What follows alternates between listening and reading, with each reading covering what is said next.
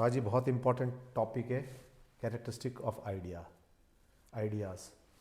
क्योंकि आप अभी तक देख रहे हो आइडियाज़ और फॉर्म्स ये सुनते आ रहे हो, ठीक है। प्लेटो ने ये कहा सब कुछ आइडिया है, तो आइडिया है क्या, आइडिया की कैरेक्टरिस्टिक्स आज देखनी है, वो बहुत इंपॉर्टेंट है।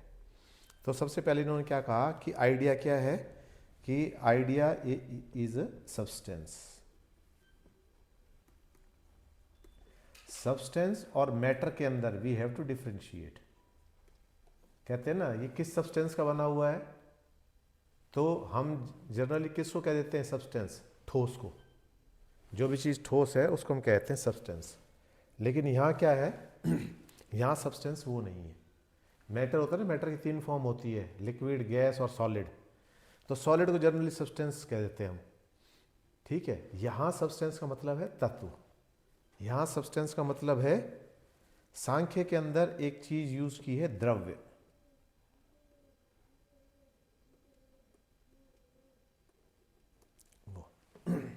सांख्य दर्शन है, फिलॉसफी, इंडियन फिलॉसफी के अंदर एक सांख्य दर्शन है, उसके अंदर द्रव्य यूज किया है। तो द्रव्य बेसिकली क्या होता है, गुण होते हैं किसी भी चीज के। और जो गुण होते हैं, कल हमने इस पर बहुत गहराई से डिस्कस किया था कि गुण किस में रहेंगे, किसी चीज के अंदर रहेंगे, गुणी के अंदर। गुण का अपने आप में कोई अस्तित्व नहीं है। जैसे इक्वलिटी कहीं नजर आएगी, किसी चीज पे इंपोज करेंगे, सुंदरता है, अच्छाई है, ये सब चीजें, तो इनका अपना कोई अस्तित्व नहीं है, ठीक है। तो यहां हमने क्या कह दिया कि और दूसरा सब्सटेंस का क्या है, दूसरा सब्सटेंस का क्या है कि इनको अपनी एग्जिस्टेंस के लिए दे डजंट रिक्वायर एनी सपोर्ट। कोई भी चीज होती है ना, किसी चीज के सपोर्ट से बनती है। लेकिन ये क्या है, ये जो जिस चीज को सब्सटेंस कहा है, जिस चीज को आइडिया हम कह रहे हैं, they are pure in itself. इसके अंदर कोई मिलावट नहीं है। जैसे ब्यूटी, तो ब्यूटी के अंदर कोई मिलावट नहीं कर सकते आप। ब्यूटी एक पैमाना है, हर आदमी है उसके हिसाब से ब्यूटी अलग अलग हो सकती है, ठीक है। लेकिन उस ब्यूटी के अंदर मिलावट नहीं हो सकती किसी भी तरह की, कि कुछ चीज़ें हम मिला दें कि वो ब्यूटी से कुछ और बन जाए। क्योंकि आइडियाज़ जो होते हैं, जो द्रव्य जिन चीज़ की हम बात कर रहे हैं, ये किसी की सपोर्ट से नहीं, ये इंडिविजुअल होते हैं, प्योर फॉर्म में होते हैं। जैसे अच्छाई है, अच्छे का मतलब, अब वो आप कह दो कि बहुत अच्छा, कम अच्छा, ज़्यादा अच्छा, लेकिन अच्छा तो अपने आप में अच्छा ही है। सत्य है, तो सत्य अपने आप के अंदर सत्य है, उसको किसी और चीज़ की सपोर्ट नहीं है। Does truth require anything else to be proved? No. तो सत्य जो है वो अपने आप के अंदर ही खुद ही एक प्रमाण है वो, ठीक है। तो यहां क्या हो गया तो idea is in end of itself. Idea is in end of itself, अपने आप में ही वो अलग है। तो पहली क्वालिटी क्या हो गई आइडिया की, ये हो गई, ठीक है। अब सांख्य में जो जिसको द्रव्य बोला गया है वो ये है। अब नेक्स्ट पॉइंट ये कह रहे हैं कि आइडियाज आर यूनिवर्सल। ये हमने पहले भी देखा था कि यूनिवर्सल का मतलब क्या है। जैसे हमने दो चीज़ देखी थी, कोई भी चीज़ यूनिवर्सल कब होगी, वो आइडिया के फॉर्म में होगी। जैसे क्लास हो गई, जाति हो गई, ठीक है। जैसे मैं कहूँ कि क्लास 9th, तो क्लास 9th का मतलब क्या है, तो मैं कहूँ ये क्लास 9th है, तो फिर आप कहोगे क्लास 9th का है, ये तो मोहन है, सोहन है, राखी है, ये है, दीज ऑल आर स्टूडेंट्स, ये क्लास 9th कैसे है। तो class 9th is basically class, एक क्लास दे दिया हमने, उस जाति का नाम दे दिया। जैसे हमने बर्ड को डिफाइन किया था, ठीक है, कि पक्षी जो है एक जाति है और उसके अंदर विभिन्न पक्षी आते हैं। तो पक्षी जो है, हम जाति को नहीं दिखा सकते, हम उसके पर्टिकुलर्स को दिखा सकते हैं। मोर को दिखा देंगे, कबूतर को दिखा देंगे, तोता को दिखा देंगे, मैना को दिखा देंगे, कोयल को दिखा देंगे, ये सब पक्षी है, इन सब चीज़ों को हम दिखा देंगे। लेकिन हम किसको नहीं दिखा पाएंगे, पक्षी को नहीं दिखा पाएंगे, क्योंकि पक्षी अपने आप में कुछ नहीं है, पक्षी इज जस्ट एन आइडिया, ठीक है, क्लियर ये बात। जैसे पशु, तो पशु क्या हो गया, पशु इज ए क्लास, उसके अंदर हमें दिखाना होगा तो हम पर्टिकुलर को दिखाएंगे। तो अब ये क्या है, अब ये एक और बात कह दी कि जो ब्यूटी है, आइडिया है, ये किसी चीज में नहीं है। हम कहते हैं ना beautiful flower, beautiful masterpiece, beautiful painting, ये तो उसके अंदर एग्जिस्ट नहीं करता। ये उन सारी चीज़ों के अंदर किसी चीज़ एग्जिस्ट नहीं कर रहा। तो ब्यूटीफुल क्या है? ये एक सेंस है। किसी भी चीज़ को हम देख रहे हैं, देख के जो सेंस हमें मिल रही है उसके साथ हम उसको एसोसिएट कर रहे हैं। समझ में आ गया? तो ब्यूटी ऐसा नहीं है कि मैं कोई चीज़ बनाऊंगा तो उसके अंदर ब्यूटीफुल नाम की कोई चीज़ है, उसको उसके अंदर डाल दूंगा तो वो ब्यूटीफुल हो जाएगी। Beauty is just an arrangement. एक कोई चीज़ है, सेंस है जो हमें दिख रही है, ठीक है, हम उस चीज़ के अंदर उस ब्यूटी को देख रहे हैं। बट उस चीज़ से पूछें क्या इसके अंदर ब्यूटी मिली हुई है? नहीं, वो मना कर देगी। ठीक। यदि कोई बच्चा है, छोटा बच्चा है, अब छोटे बच्चे जैसे पैदा होते हैं वैसे पैदा होते हैं, आप कहते हो ये बच्चा बहुत सुंदर है, तो ऐसा थोड़ी कि सुंदरता कोई चीज़ है जो उसके अंदर उसके जन्म के समय मिली है या किसी ने घुट्टी में मिला के पिलाई है या इस तरह से। तो सुंदरता क्या है? सुंदरता एक आइडिया है बेसिकली। कल हमने इसको बहुत डिटेल में किया था। तो these beautiful sensible things simply remind one of the idea of beauty. वो जो चीज है वो आपको ब्यूटी के आइडिया का रिमाइंड करा रही है, बट वो अपने आप में ब्यूटीफुल नहीं है। यदि अपने आप में ब्यूटीफुल होती, सबको ब्यूटीफुल नजर आती। कोई चीज मेरे को ब्यूटीफुल लगती है, दूसरे को हो सकता है ना लगे। समझ गए बात?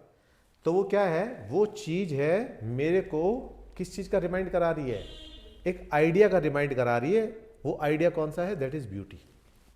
Beauty in itself is nothing, अपने आप में कुछ भी नहीं है ना, वो एग्जिस्ट करती है।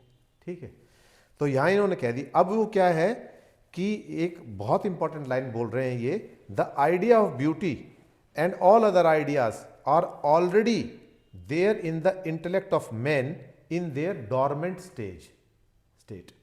ठीक है, डॉर्मेंट मतलब होता है प्रकट नहीं हो रहा। तो अच्छाई है, इक्वलिटी है, जस्टिस है, ब्यूटी है, ये सारी चीज क्या है? ये हमारे इंटेलेक्चुअल के अंदर, हमारी बुद्धि के अंदर ये सारे आइडियाज ऑलरेडी हैं। लेकिन ये कब प्रकट होंगे? ये जब प्रकट होंगे जब इनके समकक्ष हमें कोई चीज दिखाई देगी, तो वो डॉर्मेंट स्टेट से किस में आ जाएंगे? वो प्रकट हो जाएंगे। ठीक है, अदरवाइज उस वस्तु के अंदर नहीं है। कोई व्यक्ति अच्छा है तो वो अच्छाई का आइडिया कैसे आएगा? उसके व्यवहार को देखकर। बुरा है तो हम उसको बुरा क्यों कह रहे हैं? उसके व्यवहार को देखकर। लेकिन वो जो काम कर रहा है वो तो कर ही रहा है। अब मान लो एक आदमी, हमने देखा कि एक आदमी दूसरे आदमी को पीट रहा है और पीट पीट के उसने मार डाला, तो हमने केवल इतना देखा, तो हम क्या सोचेंगे उसके बारे में कि इसने इस आदमी का खून किया है।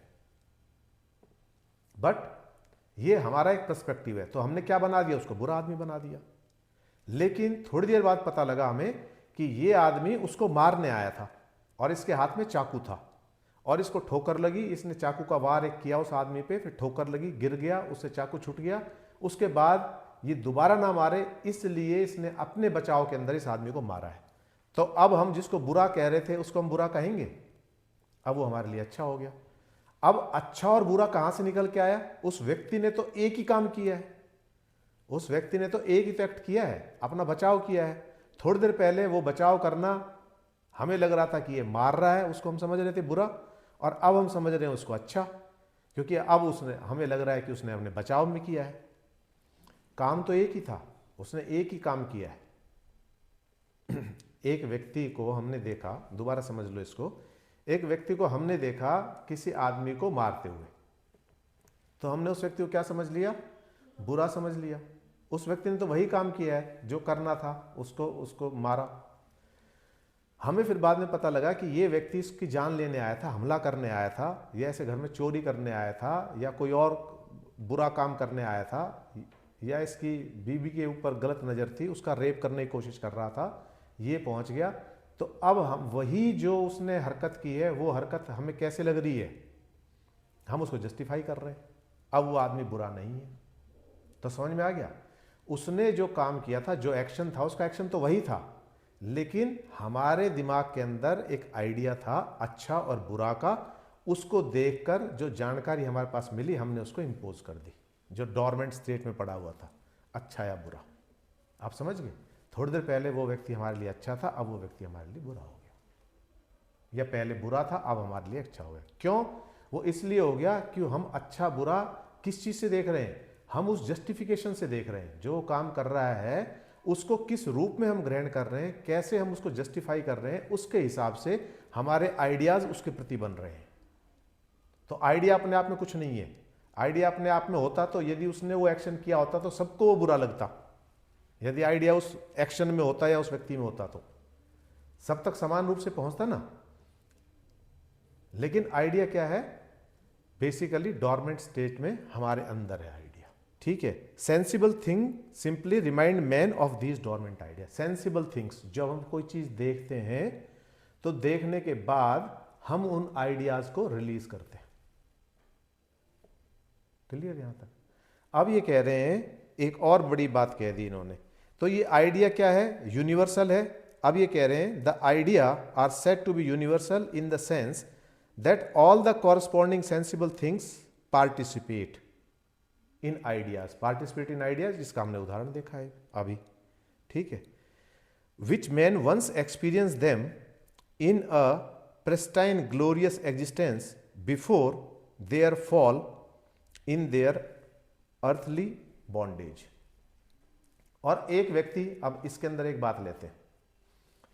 एक व्यक्ति जो है संसारिक व्यक्ति है, वो उसके एक्शन को देख के अच्छा और बुरा कह रहा है। लेकिन एक व्यक्ति और है, वो योग की स्टेट में है, तो वो क्या कह रहा है? वो तटस्थ है सारी चीज़ों से। वो ना उसको अच्छा कह रहा है ना बुरा कह रहा है। उसके जीवन में तप है। वो कह रहा है ठीक है, इसने अपना एक्शन किया है। वो उसको अच्छे और बुरे के रूप में देख ही नहीं रहा। जैसे गौतम बुद्ध। गौतम बुद्ध क्या है? सम है। वो ना किसी को अच्छा कहते हैं ना किसी को बुरा कहते हैं। अच्छाई और बुराई नाम की चीज़ उनके जीवन से हटी गई है। ठीक है। एक दूसरी स्टेज हो गई है। तो यहां ये आखिरी में उन्होंने क्या कह दिया? They exist in their own right as objective entities. तो ये इनका अपना एक क्षेत्र है, ऐसा नहीं है ये किसी चीज के अंदर बसते हैं। तो ये कह रहे हैं ना तो ये आदमी के दिमाग में बसते हैं, ठीक है, और ना ही ये भगवान में बसते हैं, और ना ही व्यक्ति में बसते हैं। समझ गए? तो आइडिया क्या है? क्लियर हुआ इससे कुछ? आइडिया किसी भी चीज को देखकर, किसी भी सेंस को देखकर हमारे अंदर जो उभर रहा है, जो चीज ऑलरेडी एग्जिस्ट कर रही है, दैट इज आइडिया। तो आइडियाज आर एटर्नल। तो एटर्नल का मतलब क्या है? कि ये जो है बियॉन्ड टाइम है। बियॉन्ड टाइम, पहले भी एग्जिस्ट करते थे, अब भी हैं और आगे भी एग्जिस्ट करेंगे। ठीक है। समय के साथ ये क्या होते हैं? ना फेड होते हैं, ना डिस्ट्रॉय होते हैं, ना खराब होते हैं, ना कुछ। अच्छाई सदियों से है, वो बनी रहेगी, आगे तक भी बनी रहेगी। सत्य सदियों से है, आगे तक भी बना रहेगा। सुंदरता सदियों से है, आगे तक भी बनी रहेगी। तो ये क्या है? समझ में आ गया? ये इनको ना डिस्ट्रॉय किया जा सकता है। और एक और बात कह दी इन्होंने, प्लेटो एक बहुत शानदार बात कह रहे हैं। वो ये कह रहे हैं कि ये संसार जो है, जब ये संसार बना और जब ये संसार क्या हो गया, ये खत्म हो गया संसार, तो भी ये आइडियाज थे। इसका मतलब क्या है? ये आइडियाज संसार के निर्माण और खत्म होने से कोई लेना देना नहीं है, उसके अलावा भी ये एग्जिस्ट करते हैं। क्लियर ये बात? ये एग्जिस्ट कैसे करते हैं? अब इस एग्जिस्टेंस का यदि हम इसको देखते हैं, प्लेटो को देखते हैं, तो भारतीय संस्कृति के बहुत नज़दीक है, भारतीय दर्शन के बहुत नज़दीक है। ये जो बातें कर रहे हैं वो भारतीय दर्शन के अंदर भी वही सारी बातें हैं। तो कई बार बोला जाता है कि इन्होंने भारतीय दर्शन का अध्ययन किया है, कई बार कहा जाता है कि ये भारत आए होंगे। अब वो तो उस बातों पे तो हम नहीं जाते, लेकिन यहाँ जिस चीज़ को समझना है, जिस चीज़ को सांख्य दर्शन ने प्रकृति कहा है, तो बिफोर क्रिएशन, प्र मीन्स बिफोर और क्रिएशन, इसका मतलब क्या है? कि जब ये संसार बना उससे पहले भी वो चीज एग्जिस्ट कर रही थी, और ये संसार जब पहले एग्जिस्ट कर रही थी तो संसार यदि डिस्ट्रॉय हो जाएगा तो भी एग्जिस्ट करेगी वो, क्योंकि उसका इस संसार से कोई लेना देना नहीं है। और उसको किस रूप में कहा है, या इंडियन भारतीय दर्शन के अंदर, इंडियन फिलॉसफी के अंदर उसको कहा है तम, सत, तम और रज। सत, रज और तम, तीन के रूप में कहा है। और जो बात कही है ये इंडिपेंडेंट है, जो पहले कही थी उन्होंने, ये किसी पे डिपेंडेंट नहीं है। सत किसी के ऊपर डिपेंडेंट नहीं है, रज किसी के ऊपर डिपेंडेंट नहीं है, तम किसी के ऊपर डिपेंडेंट नहीं है। लेकिन जब ये बराबर मात्रा में होते हैं, इक्वल स्टेट में होते हैं, तो क्या होती है, प्रलय होती है। जब ये वेरिएशन में आ जाते हैं तो फिर क्या है, जीवन शुरू हो जाता है। वेरिएशन में कैसे, अब जैसे तम है, तम का मतलब क्या है, अंधकार। तम का मतलब क्या है, आलस्य। तम का मतलब है नींद। अब ऐसा हो सकता है कि तम के बिना आपका जीवन चले, चल ही नहीं सकता। लेकिन और अब आपने उठना है, भागना है, काम करना है, उत्साह है, प्रेरणा है, काम करने की इच्छा है, ये सारा, ये जो ड्राइव है, जो फोर्स है, ये जो आपके जीवन में उत्सव, उत्साह, ये सारी चीजें ये किससे आ रही हैं, ये रज से आ रही है। इसके बिना आप कर ही नहीं सकते। उत्साहित तो कराता है कि कल देख, कल से देख मैं कितनी दौड़ लगाता हूं, जिम करूंगा, ये है वो है, उत्साहित हो जाता है। अब ये जो व्यक्ति है जो बहुत ज्यादा उत्साहित हो रहा है, रज की वजह से हो रहा है। लेकिन अब दो चीज और हैं जिसको कंट्रोल कर रही है। यदि इसमें तम ज्यादा है तो रात को तो बहुत बड़ी बड़ी बातें करेगा, सुबह सोया रह जाएगा, क्योंकि तम ने जकड़ लिया उसको। अंधेरा, नींद, आलस्य, ये है ना, तो इसकी मात्रा ज्यादा हुई तो। लेकिन यदि इसकी मात्रा कम है और सत की मात्रा ज्यादा है तो क्या हो जाएगा, सवेरे उठ के जल्दी दौड़ने चला जाएगा, काम करने चला जाएगा। तो इसका मतलब these threes are the controlling factor of our life. सत का मतलब हो जाएगा सच, सत का मतलब हो जाएगा प्रकाश, सत का मतलब है नॉलेज, सत का मतलब है ज्ञान, अच्छाई, ये सब सत का मतलब है। और रज जो है, रज है मोशन, किसी भी चीज को चलाने के लिए। तो अब यदि मान लो व्यक्ति चल रहा है तो कैसे चलेगा, किसकी हेल्प से चलेगा, वो रज और तम की से। बैलेंस तभी बनेगा रज और तम के उससे, कि उसको बैलेंस भी बनाना है, रोकना भी है, और ये सब। गुरुत्वाकर्षण क्या हो गया, वो खींच रहा है और आदमी चल रहा है, उसके अंदर जब बैलेंस बनेगा रज और तम के अंदर, तब आदमी चल पाएगा। यदि तम की वजह से तो वहीं रुक जाएगा, चल नहीं पाएगा, और रज खाली होगा तो चलता ही चला जाएगा। तो ये सारी जो गतिविधियां कंट्रोल हो रही है, इन तीनों के कॉम्बिनेशन से हो रही है। ठीक है, तो ये अपने आप के अंदर वो है। ये इंडियन फिलॉसफी के कंसेप्ट में मैंने बताया है आपको। वहां जैसे इन्होंने जो बात कही है कि ये पहले भी ना इनको डिस्ट्रॉय किया जा सकता है ना इनको किया जाता, तो आइडियाज आर परमानेंट, ये कह रहे हैं, परपीचुअल, हमेशा से थे और हमेशा से रहेंगे। ये प्लेटो कह रहे हैं वहां के संदर्भ में। इंडियन उसके संदर्भ में मैंने आपको ये बता दिया है। ठीक है, अब ये एटर्नल जो है उसका मतलब यही है कि इनको डिस्ट्रॉय नहीं किया जा सकता, ये हमेशा हमेशा से रहेंगे। तो ये क्या कह रहे हैं, idea are non sensible and incorporeal, incorporeal. Insensible मतलब इनको सेंस नहीं किया जा सकता आइडियाज को। अच्छाई को आप कैसे सेंस करोगे, लेकिन किसी व्यवहार को देखकर आपके मन में ये भाव आएगा तो ये आइडिया पैदा हो जाएगा। आइडिया हमने बताया था ना, तो ये आइडिया उभर के आ जाएगा, डॉर्मेंट स्टेज में है, वो आइडिया उभर जाएगा। अच्छा है व्यक्ति, समझ गए, यहां तक क्लियर। फिर दूसरा कह रहे हैं कि आइडिया वन एंड यूनिक है। ये लिख लिया आपने कि आइडियाज आर नॉन सेंसिबल है ये। और अगला पॉइंट लिख लो, idea is one and unique, idea is one and unique. अब आप कहोगे सर ये कैसे, ये तो हो ही नहीं सकता, क्योंकि अब यदि एक ही होता तो फूल कैसे सुंदर हो गया, चांद कैसे सुंदर हो गया, नदी, पहाड़, नाले, ये कैसे सुंदर हो गए, तो ये तो सुंदरता का अलग अलग रूप हो गया।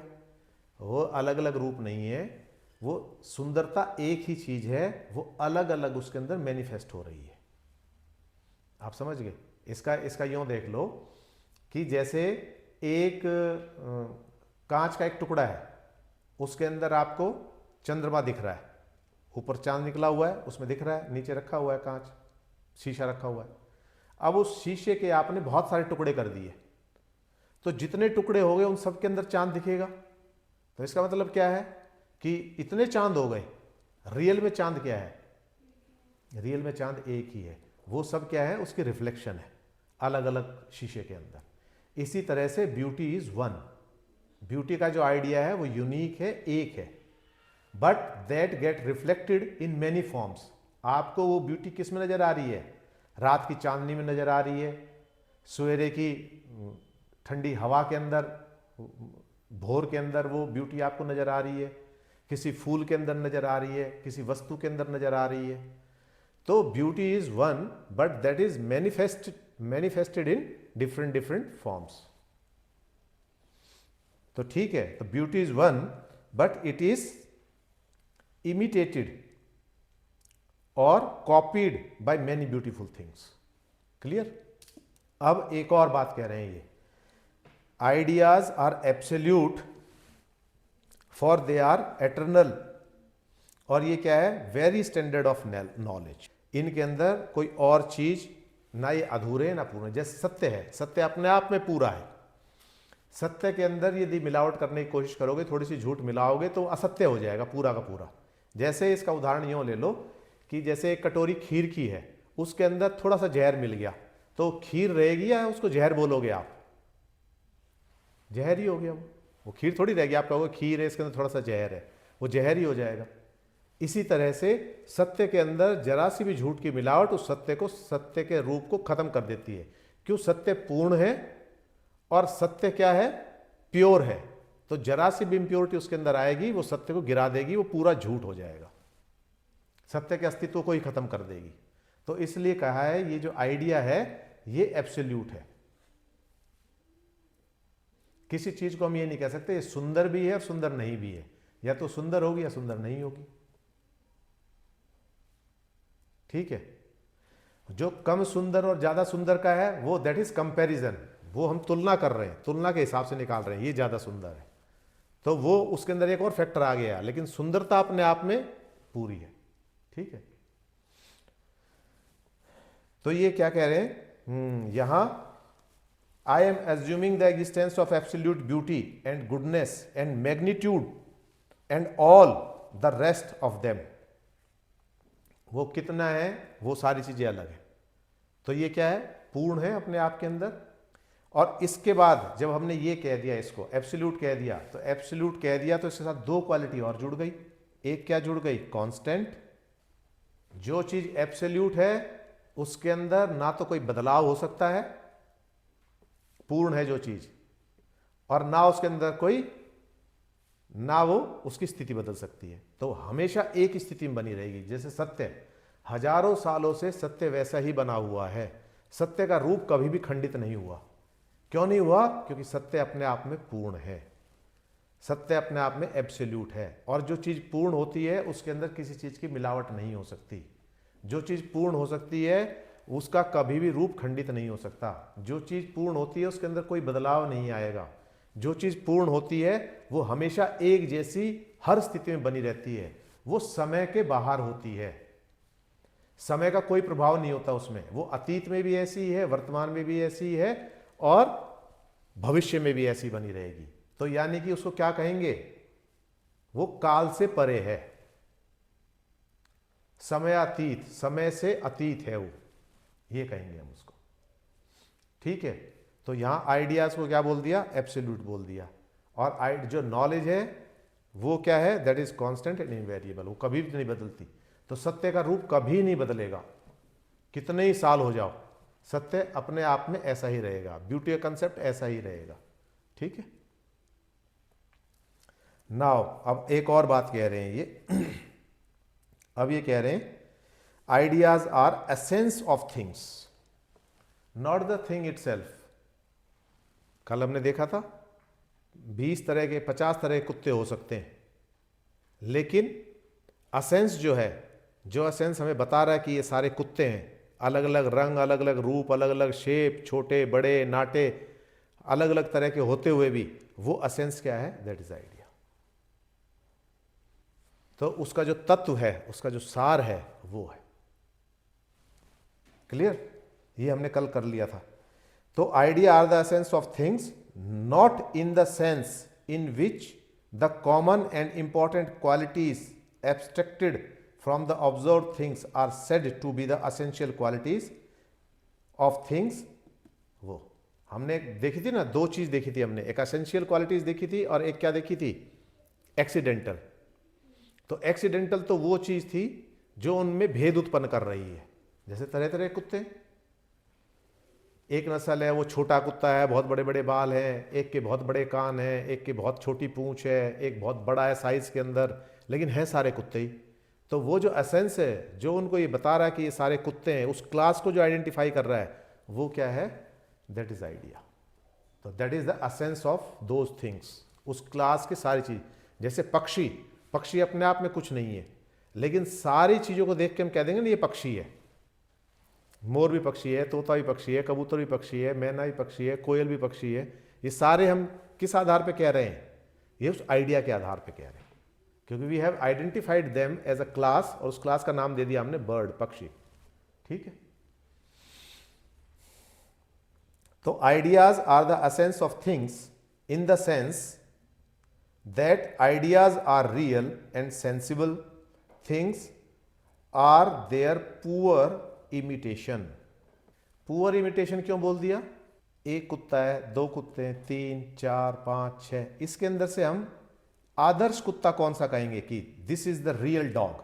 कह ही नहीं सकते हम, क्योंकि रियल इज ओनली आइडिया। कि ये सारे कुत्ते हैं, जो कुत्ते का जो डॉगनेस है दैट इज रियल, बाकी सब तो क्या है? ये उनकी पुअर, उसी की रिफ्लेक्शन है। कि ना हम इसको कह सकते कि ये असल में कुत्ता है, ना दूसरे को कह सकते, ना पोमेरियन को कह सकते, ना डॉबरमैन को कह सकते, ना कोई और नस्ल है उसको कह सकते, ना देसी ब्रीड को कह सकते, कंट्री डॉग को। तो ये सब क्या है? इनमें से कौन सा है असली कुत्ता? हम नहीं कह सकते। क्यों? असली कुत्ता क्या है? That is only a essence, वो that is not real, that is an idea. तो जो ट्रूथ इज आइडिया, इसीलिए तो कह रहे हैं ना आइडियाज आर रियल। सच्चाई क्या है? अब हम क्या कह रहे हैं कि एक स्टेटमेंट जो आपने दी, उस स्टेटमेंट को मैच करेंगे, यदि वो सही है तो क्या हो जाएगी? सत्य हो जाएगी। ठीक है? और वो मैच नहीं हुई तो वो झूठ हो जाएगी। तो truth is also an idea. ठीक है? तो यहां ठीक है, तो क्या है? पुअर इमिटेशन है उस चीज का, पूरी नहीं है, क्योंकि पूर्ण हो जाएगा तो फिर वही हो जाएगा। कोई भी कुत्ता अपने आप में पूर्ण नहीं है, कोई भी घोड़ा अपने आप में पूर्ण नहीं है, कोई भी गाय अपने आप में पूर्ण नहीं है, कोई भी इंसान अपने आप में पूर्ण नहीं है, क्योंकि पूर्ण होते के साथ वो क्या हो जाएगा? वो आदर्श बन जाएगा और वो आइडिया के बराबर हो जाएगा। तो आइडिया, फिर आइडिया और वो चीज एक हो जाएगी, लेकिन ऐसा होता नहीं है। ठीक है? इसलिए पुअर इमिटेशन कहा है इसमें। ठीक है? अब आखिरी जो है, इसकी आखिरी क्वालिटी क्या है? कि ideas are the causes in the senses, in the sense idea are the causes in the sense that they attract things towards them. जैसे उदाहरण के लिए माता सीता जब स्वयंवर हो रहा था तो सारे राजा किन की तरफ आकर्षित थे? उनकी तरफ, कि मेरे गले में माला डाल दे, मेरे गले में माला डाल दे, मेरे गले में माला डाल दे, इस तरह से। ठीक है ना? हर किसी की चाह क्या थी कि सीता माता माला लेके चल रही हैं तो मेरे गले में डाल दे, मुझे चुन ले, मुझे चुन ले, मुझे चुन ले, ये था। तो ऐसे आइडियाज क्या है? वो अट्रैक्ट करते हैं। जैसे एक व्यक्ति व्यवहार से कितना ही झूठा हो, लेकिन वो हमेशा चाहेगा कि उसके साथ कोई झूठा व्यवहार ना करे, कोई झूठ उससे ना बोले। कोई व्यक्ति कितना ही गलत हो, लेकिन अपने साथ कैसा व्यवहार चाहेगा? अच्छा व्यवहार चाहेगा। कोई व्यक्ति दूसरों को कितनी तकलीफ दे, लेकिन अपने प्रति क्या चाहेगा? कि लोग उसको कोई दुख ना दे, कोई तकलीफ ना दे। तो ये जो है, ये क्या चीज हो गई? हर आदमी सत्य के लिए प्रेरित है, बोलने के लिए नहीं, सत्य सुनने के लिए। सुनना हर एक व्यक्ति सच ही चाहता है। तो इसका मतलब क्या हो गया कि सत्य हमेशा आकर्षित करता है, सुंदरता हमेशा आकर्षित करती है, अच्छाई हमेशा आकर्षित करती है। तो ये सारे गुण कहां से निकल के आ गए? ये गुण हमेशा अट्रैक्ट करेंगे। सच्चाई, सुंदरता, न्याय, इक्वलिटी, ये सब चीजें हमेशा आकर्षित करती रहेंगी। और ये आकर्षित करती है, इसी वजह से हमारा प्रयत्न क्या होता है? इन चीजों को समाज के अंदर स्थापित करने का। और जिस समाज के अंदर ये सारी चीजें स्थापित होती हैं, वो समाज उतना ही सुखी और उतनी ही अधिक उन्नति करता है। और जिसमें इससे विपरीत दिखाई देती है, उतना ही छोटा समाज होता है, निकृष्ट समाज होता है। क्लियर? तो ये हमने क्वालिटीज देख ली आज इसकी। तो यहां तक कोई डाउट है तो बताओ। सत्य इन्होंने कहा है ना, इन्होंने कहा है कि आइडिया कैसा है? Idea, it was present before the creation of this earth. ये धरा नहीं बनी थी, उससे पहले भी ये थे। और when it will get destroyed, जब ये खत्म हो जाएगी, प्रलय हो जाएगी, उसके बाद भी ये रहेंगे। तो इसका मतलब क्या है कि आइडिया अपने आप के अंदर ही इनकी अपनी एग्जिस्टेंस है। इनकी एग्जिस्टेंस कैसी है? रिलेटिव एग्जिस्टेंस नहीं है, किसी के साथ संबंधित नहीं है। तो इनकी इंडिपेंडेंट एग्जिस्टेंस हो गई एक बात। और दूसरी क्या है? इनका निर्माण से कोई लेना देना नहीं है। तो इस चीज को क्या बोल दिया उन्होंने कि चाहे पृथ्वी रहे चाहे ना रहे, तो उस समय सांख्य दर्शन में तीन चीजें बता दी उन्होंने। कह दी सत, रज और तम, ये तीन गुण, गुण ही तो माने हैं हमने, ये तीन जो गुण हैं ये सदा रहते हैं। सत, रज और तम, ये तीन गुण सदा विद्यमान रहेंगे। ये पृथ्वी एग्जिस्ट करेगी तो भी इन्हीं की वजह से पृथ्वी चल रही है, और यदि ये पृथ्वी खत्म हो गई तो भी। इसीलिए इनको प्रकृति कहा गया है। प्रकृति का मतलब है बिफोर क्रिएशन। प्र मीन्स पहले, कृति मीन्स क्रिएशन। तो जो इस धरती के बनने से पहले से विद्यमान थे, वो ये तीन गुण थे। अब ये जो तीन गुण हैं, ये तीन गुण ही पूरे संसार को चलाते हैं। और इसके बारे में गीता में भी खूब लिखा हुआ है, और सारे ग्रंथों में भी खूब लिखा हुआ है। ठीक है? मॉडर्न थ्योरी के अंदर भी इनको कह देते हैं। तो ये मैंने बता ही दिया। सत्य का मतलब हो गया ज्ञान, प्रकाश। रज का मतलब हो गया मोशन, एक्टिविटी। तम का मतलब हो गया अंधकार, नींद। नींद कैसे लिखा जाएगा देख लेना। नींद हो गया। और आलस्य, ये सब तम में आती है। अब इन्हीं का कॉम्बिनेशन है मेन। हर एक आदमी अलग क्यों है? बिकॉज उसके अंदर इन तीनों की क्वांटिटी अलग अलग होती है, और ये वेरी करती रहती है। इसीलिए हम आदमी के बारे में प्रिडिक्ट नहीं कर पाते कि कैसा होगा। जिसके अंदर सत्य एक्टिवेट हो गया तो उस समय वो ज्ञान की बात करेगा, नॉलेज की बात करेगा, ईमानदारी की बात करेगा, निष्ठा की बात करेगा, ये सारी चीजें हो जाएंगी। उसमें रज का थोड़ा सा कॉम्बिनेशन हो गया तो ये सारे काम तो करेगा वो, ईमानदारी, ये सारी चीज तो होगी, लेकिन वो इनका क्रेडिट चाहेगा कि इसका उसको इनाम मिले, प्रशंसा हो उसकी, ख्याति हो उसकी। तो फिर वो ये चाह रहा है। क्लियर? और ऐसे यदि कॉम्बिनेशन रज का तम के साथ हो जाएगा तो ऐसा व्यक्ति क्या होगा? ऐसा व्यक्ति उत्साह से भरपूर होगा, लेकिन शुरू में, और बाद में वो आलस्य की वजह से पीछे हट जाएगा। जैसे मैंने उदाहरण दिया था, शाम को तो प्रोग्राम बना लिया कि सवेरे चलेंगे, जल्दी उठेंगे, 4 बजे जिम में जाएंगे, दौड़ लगाएंगे, ये सारी चीज़ें बड़े उत्साह के साथ बात कर रहा है, लेकिन अधिकता किसकी है? तम की। तो सवेरे वो तम ने उसको घेर रखा है आलस्य में, उसको निकलने ही नहीं दिया। तो सपना देखने के बाद, इच्छा होने के बाद भी वो रजाई के अंदर ही है अभी 8 बजे तक भी। क्लियर? तो ऐसे करके हमारी लाइफ को ये सारा वो करते हैं। तो इसलिए उन्होंने ये मैंने कोरिलेट किया है आपको आसान बनाने के लिए, कि उन्होंने तो कहा है कि एग्जिस्ट कर रहे थे, पर हमारे दर्शन के अंदर एक है, तो इसलिए कहते हैं कि जो प्लेटो है he is very near to Indian philosophy.